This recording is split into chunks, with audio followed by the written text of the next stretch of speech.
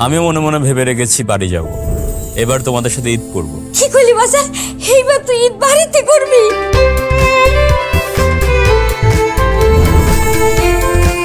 গ্রামে ঈদ করব মানে? আরে আমারও তো একটা প্ল্যান থাকতে পারে, একটা মতামত থাকতে পারে। অবশ্যই তোমার মতামতের মূল্য আছে বলেই তো গত 4টা বছর ঈদ ঢাকাতে করলো।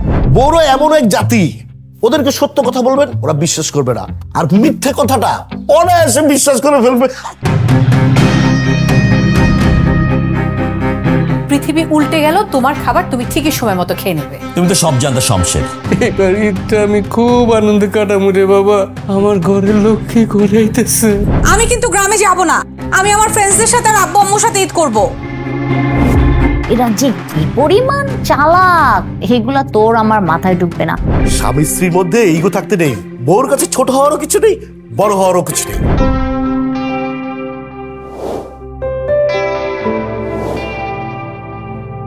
ওরা শহরের ধনী মানুষ, গ্রামে আসলে তো পায়ে কাদা লাগবো।